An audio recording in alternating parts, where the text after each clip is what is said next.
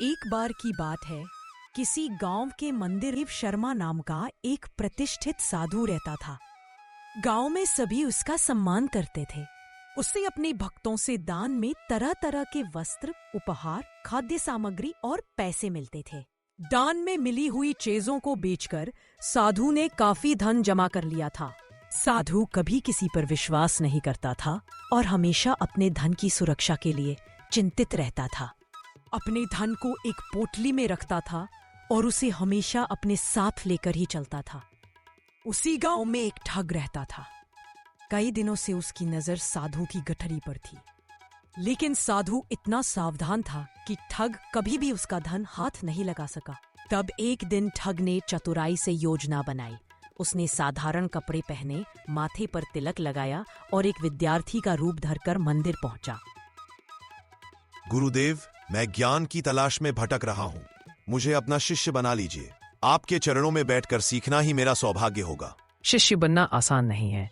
यहाँ सेवा करनी होती है, तप करना होता है और मन में छल कपट का लेश मात्र भी नहीं होना चाहिए।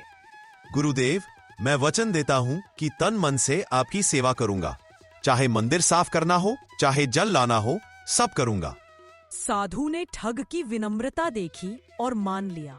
वह समझा कि शायद यह सचमुच ज्ञान की तलाश में आया है। दिन बीतते गए। ठग ने पूरी मेहनत से मंदिर की सफाई की, साधु की सेवा की। धीरे धीरे साधु का मन भी पिघल गया और उसने अपने नए शिष्य पर भरोसा करना शुरू कर दिया। यही तो ठग चाहता था। कुछ समय बाद साधु को पड़ोस के गांव में एक अनुष्ठान का निमंत्रण। कपड़े पहने, माथे पर तिलक लगाया और एक विद्यार्थी का रूप धरकर मंदिर पहुंचा। गुरुदेव, मैं ज्ञान की तलाश में भटक रहा हूँ। मुझे अपना शिष्य बना लीजिए। आपके चरणों में बैठकर सीखना ही मेरा सौभाग्य होगा। शिष्य बनना आसान नहीं है। यहाँ सेवा करनी होती है, तप करना होता है और मन में छल कपट का लेश मात्र भी नहीं होना चाहिए। गुरुदेव, मैं वचन देता हूँ कि तन मन से आपकी सेवा करूंगा।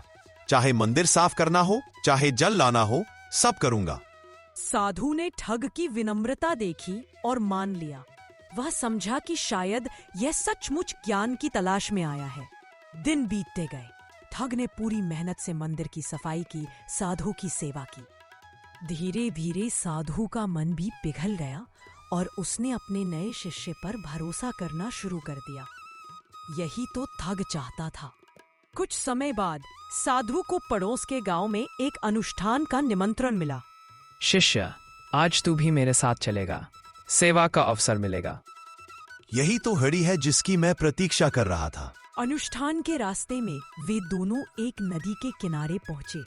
साधु ने अपने शिष्य की ओर देखा। मुझे स्नान करना है। यह गठरी बड़ी अनमोल है, तू इसकी रखवाली करना जब तक मैं नहा लूं। गुरुदेव, निश्चिंत रहें। जब तक मैं हूँ, कोई इस गठरी की ओर देख भी नहीं सकता। साधु को पहली बार किसी पर इतना विश्वास हुआ था। वह निश्चिंत होकर नदी में उतर गया। जैसे ही साधु ने जल में डुबकी लगाई, ठग ने इधर उधर देखा और धीरे से गठरी उठाई। अरे साधु, तूने जिस पर सबसे ज्यादा भरोसा किया वही तेरा विनाश कर गया। यह धन अब मेरा है। इतना कहकर ठग गठरी उठाए जंगल की ओर भाग खड़ा हुआ। जब साधु ने स्नान करके किनारे आकर देखा तो उसकी गठरी और शिष्य दोनों गायब थे। हाय, मैंने पहली बार किसी पर विश्वास किया और उसी ने मुझे धोखा दिया। धन तो गया, पर इस धोखे ने मेरी आत्मा को और गहरी चोट दी। साधु के मन में यह सीख गूंजने लगी। धन पर अत्यधिक मोह और अंधा विश्वास दोनों ही विनाश का कारण बनते हैं।